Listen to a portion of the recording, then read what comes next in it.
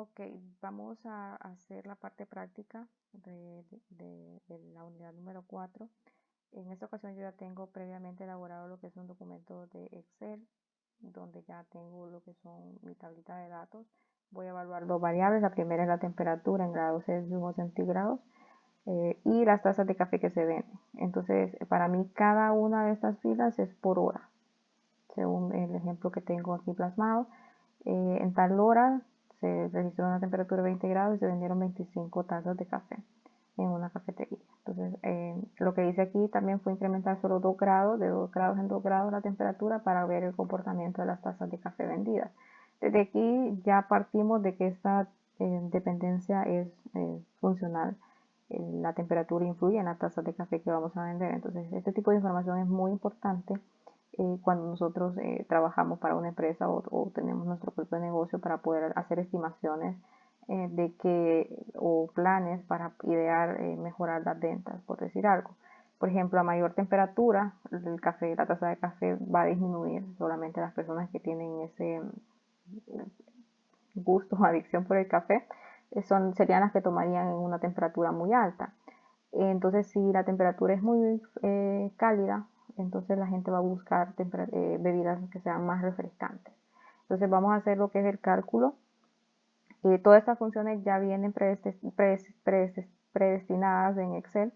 Entonces, solamente es de saber hacer uso de ellas. Entonces, para la varianza vamos a colocar la función var. Ya todo esto está previamente explicado en el contenido del curso y en el video anterior. Aquí no es necesario que seleccionemos columna por columna, aquí lo podemos colocar ambas al mismo tiempo. Entonces vamos a seleccionar el rango y vamos a dar Enter. Aquí tenemos que el valor es 84.68, casi 85 entonces. Aquí tengo yo la interpretación sencilla. Mientras más se aproxime a 0, entonces los datos están más concentrados a la media. Entonces, como mencionábamos anteriormente, estos datos también se toma en cuenta la media tendencia central. Entonces, los anteriores nos dicen cómo se agrupan, si se agrupan a la derecha, a la izquierda o al centro, y estos nos dicen qué tan dispersos están los datos de acuerdo a una medida central. Entonces, la varianza jamás va a ser 0, siempre va a ser mayor que 0, y entre más grande sea o más alejado esté el valor, entonces quiere decir que los datos están mucho más dispersos del valor central. La desviación estándar vamos a calcularla con la función des, la que no tiene ninguna otra palabra, y vamos a seleccionar igual la tablita de datos. Aquí nos indica que es de 9.20. Entonces, entre más dispersa está una distribución de datos, que es lo que nos indicó arriba, quiere decir que más grande va a ser la desviación estándar. Entonces, entre más dispersas sean las ventas de café según los grados vayan subiendo, entonces más grande deberían de ser estos dos valores, porque son dependientes. Entonces, cuando cambia Y, X se ve afectada y viceversa. En la covarianza, vamos a utilizar la función covar. Vamos a seleccionar. Aquí sí es necesario que seleccionemos la columna primera y la columna segunda. Entonces vamos a colocar el primer rango y luego vamos a seleccionar lo que es el segundo. Vamos a dar Enter. Entonces aquí igual son tres opciones, usar el negativo, positivo o es igual a 0. Entonces nos dio negativo 34.33. Esto quiere decir que es menor que 0. Entonces es una relación negativa. Quiere decir, lo que ya venimos planteando desde el comienzo, es que si la variable X aumenta, Y va a disminuir o viceversa. Entonces a medida que la temperatura aumenta, las tazas de café deben disminuir. Y a medida que las tazas de café se venden más, entonces la temperatura debe ser menor. Si es mayor, entonces va a tender a bajar. Entonces este tipo de relación es lo que nosotros estamos corroborando con estos datos. El coeficiente de correlación, vamos a hacer uso de la función coeficiente igual coef de Relo. Y vamos a seleccionar igual, primero la variable de temperatura y luego la variable de taza de café vendida, damos Enter. Los indica un valor negativo. Entonces vamos a colocar aquí, casi es 1, pero igual es menor que 0. Entonces tenemos que hay una correlación relativa. Entre más cerca esté de 0, quiere decir que está más cerca de una línea que se traza al momento de graficar. Eso lo vamos a ver más adelante para poder entender estos conceptos. Y el error típico, que es lo mismo que el error de la desviación estándar, la vamos a calcular con la fórmula igual error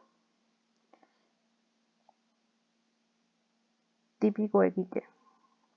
Y vamos a seleccionar siempre la primera columna y luego la segunda. No podemos hacer la matriz completa. Entonces aquí nos da un error de 0.93. Por esa parte es prácticamente todo cómo se deben de implementar la fórmula. Si ven, es bastante sencillo. En estas dos, en lo que es la varianza y la desviación estándar, son los únicos donde a veces tienden a haber discrepancia. En la varianza aquí utilizamos punto bar, bar solamente porque es muestra. Si tuviéramos una población total, utilizaríamos la función bar p. Eso está explicado en el material también. Igual en la desviación estándar es una muestra, entonces vamos a usar la función desves. Si fuera una población total, utilizaríamos desves tp. Entonces prácticamente eso es por esta parte de aquí. Nos faltaría ver lo del pronóstico. Entonces aquí yo lo había calculado para corroborar nada más. Entonces en el pronóstico lo que vamos a hacer es utilizar la función pronóstico.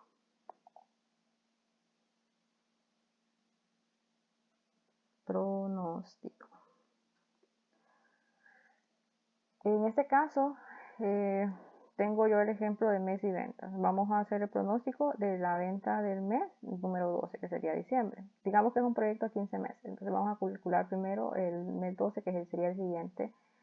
Lo que vamos a hacer es colocar el X, el valor que queremos conocer. En este caso sería el número 12.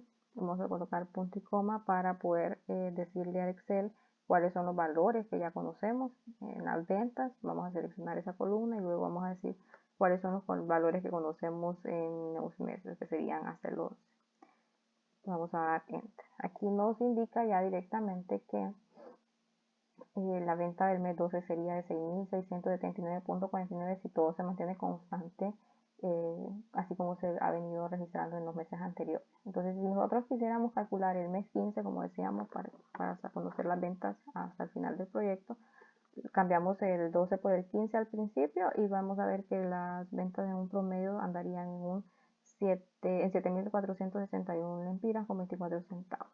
Entonces, para esto nos sirve este tipo de información, que nosotros podamos como que conocer por qué los datos se comportan de cierta manera y cómo se distribuyen, no solamente en cuanto a un valor central, sino que también en cómo se van dispersando, en qué segmento pues nosotros vamos agrupando este tipo de datos. Y el pronóstico es una herramienta muy útil para que nosotros tengamos un análisis un poco básico, sí, pero al menos tenemos una idea de que si todo se permanece constante, todo lo que afecta a esas dos variables, vamos a tener pues un parámetro o un punto de partida para poder hacernos una idea en lo que nosotros pues vayamos implementando.